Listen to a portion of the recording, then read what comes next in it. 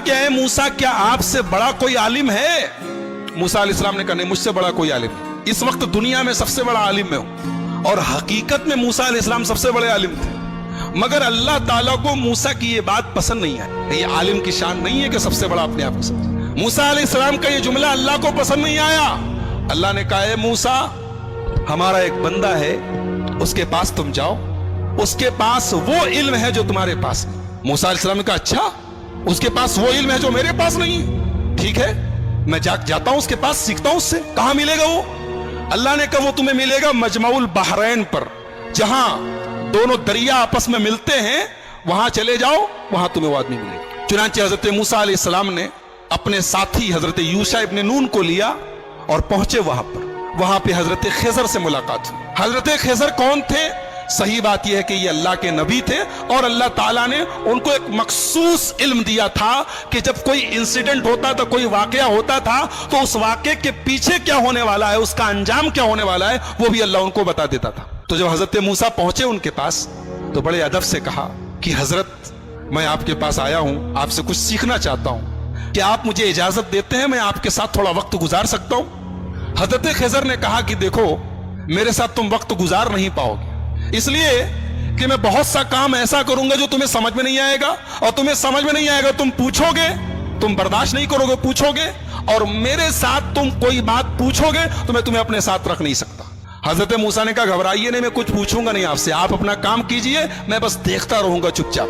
कहा ठीक है चलो। दोनों चले, दरिया में कश्ती जा रही थी, दोनों कश्ती पर बैठे।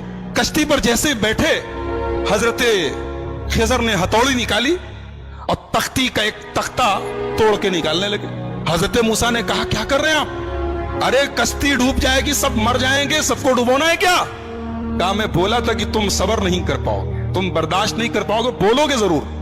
कहा कि अच्छा माफ कीजिए, मैं भूल गया था, अब कुछ नहीं पूछूंगा, अब आप जो करना हो कीजिए, मैं कुछ पूछूंगा नहीं। और आगे बढ़े, कश्ती से उतरे, एक गांव में पहुंचे। गांव में 15 साल का 16 साल का एक लड़का था, अच्छा खासा टहल रहा था।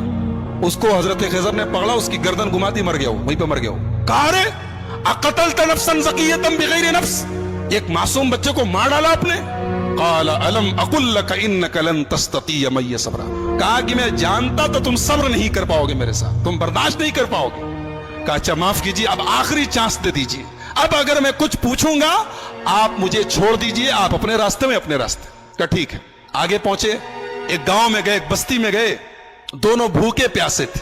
जब बस्ती में पहुंचे तो वो बस्ती जो थी वो कंजूसों की, बखीलों की बस्ती थी। ये दोनों पहुंचे, बोले हमें भूख लगी है, कुछ खाने को मिलेगा क्या? तो बस्ती वालों ने कहा कि तुम्हारे बाप का माल है कि चले आए और हम तुम लोगों को खाने पीने को देंगे, चलो जाओ यहां से। भगा दिया उन लोगों ने। यानी एक नंबर के बखील और कंजूस थे दोनों को, एक आदमी खाना खिलाने को तैयार नहीं। दोनों बेचारे भूखे प्यासे थके हारे गांव के एक मकान की दीवार के पास बैठे थे। अचानक दीवार गिरने लगी, हजरत खिजर खड़े हुए और अल्लाह ने उनको एक मखसूद ताकत दी थी। दीवार गिर रही थी, उन्होंने खड़े होकर दीवार को सीधा कर दिया। हालांकि वो अकेले एक आदमी के बस की चीज नहीं थी, लेकिन अल्लाह ने उनको पावर दिया था, उन्होंने खड़े होकर दीवार ठीक कर दी। मूसा अलैहिस्सलाम जलाली पैगंबर थे, पहले ही गुस्से में थे, उन लोगों ने खाना और पानी तक नहीं पूछा था, मेहमान नवाजी नहीं की थी। कहा कि आप बड़े खैरखा बनते हैं, बड़े दरिया दिल बनते हैं, उन लोगों ने पानी तक नहीं पूछा और आप चले, उनकी दीवार गिर रही थी, आपको ठीक करने की क्या जरूरत थी? आप पहले पैसा ले लेते, कुछ मुआवजा तय कर लेते। क़ाल हाज़ा फ़िराक़ु बैनी व बैनिक, कहा कि ऐ मूसा, अब यहां से आप अपने रास्ते में अपने रास्ते। आपने कहा तो मैं बोलूंगा नहीं और आप हर जगह बोल दिए। अब मैं बताता हूं कि वो तीनों काम मैंने क्यों किया था। हम लोग जिस कश्ती में जा रहे थे, वो कश्ती कुछ गरीबों की कश्ती थी। कुछ गरीब लोग थे, वो बेचारे कश्ती पर चलाते थे, वही उनकी इनकम का जरिया थी। आगे एक जालिम बादशाह था। वो जालिम बादशाह जब कोई कश्ती देखता था, अगर कश्ती सही सलामत होती थी तो कश्ती को लूट लेता था, और अगर कश्ती दूर से ही ऐबदार नजर आती थी तो छोड़ देता था। मैंने तख्ता निकाल दिया ताकि वो जालिम बादशाह कश्ती को लूटे ना। और जो लड़का था जिसको मैंने गर्दन पकड़ के मार दिया था, उस लड़के के माँ बाप बहुत नेक थे, मोमिन थे, ईमान वाले थे, और वो लड़का आगे चल के अपने बाप का नाफरमान, अपनी माँ का नाफरमान और काफिर होने वाला था। तो मैंने अल्लाह के हुक्म से उसको खत्म कर दिया, और अल्लाह उस बच्चे के बदले उनको एक नेक बच्चा देगा जो उनकी आगे चल के ईमान वाला बनेगा और उनकी खिदमत करेगा। और जो दीवार मैंने ठीक कर दी थी, वो दरअसल जिस मकान की दीवार थी वो मकान 2 यतीम बच्चों का था। उनका बाप जब मरने लगा तो उसने अपनी सारी जमा पूंजी, बच्चे छोटे छोटे थे, सारी जमा पूंजी अपने मकान की एक दीवार के नीचे दफन कर दिया। और वो बच्चे बेचारे अभी छोटे छोटे थे, यतीम बच्चे थे। अगर दीवार गिर जाती तो वो बस्ती जो थी, गांव वाले 1 नंबर के हरीस और लालची और बखील लोग थे, हमें एक गिलास पानी तक नहीं पूछा, वो दीवार के नीचे का सारा खजाना लूट लेते और वो बेचारे यतीम बच्चों का हक मारा जाता। तो अल्लाह के हुक्म से मैंने दीवार को ठीक कर दिया ताकि जब बच्चे बड़े हो जाएं तो फिर अल्लाह ताला उनके बाप का खजाना उन्हें पहुंचा दे। और अल्लाह ने ऐसा क्यों किया? इसलिए कि उन दोनों बच्चों का जो बाप था वो बहुत नेक था। नेक बाप की औलाद परेशानी में पड़े ये अल्लाह ताला ने पसंद नहीं किया। अगर बाप नेक है तो औलाद की अल्लाह मदद करता है। एक नुक्ता यह मिला कि अगर आदमी नेक हो तो उसके मरने के बाद भी उसकी औलाद को फायदा पहुंचता है, ये इस आयत से पता चला। बहरहाल ये हजरत खिज़र का वाकया था, हजरत मूसा का वाकया। कुरान करीम के 15वें पारे के लास्ट में और 16वें के शुरू में यह वाकया बयान किया गया। मूसा अलैहिस्सलाम की जो कौम थी, अल्लाह ने बहुत इनाम उनके ऊपर किया। इनके ऊपर आसमान से खाना उतरता था, इनको भूख लगती थी, खाना उतरता, मन्नो सलवा। पानी की जरूरत पड़ी, मूसा अलैहिस्सलाम ने लाठी को जमीन पे मारा, जमीन से चश्मा बहने लगा। इनको धूप बहुत तेज लगी, आसमान में बादल का साया आ गया।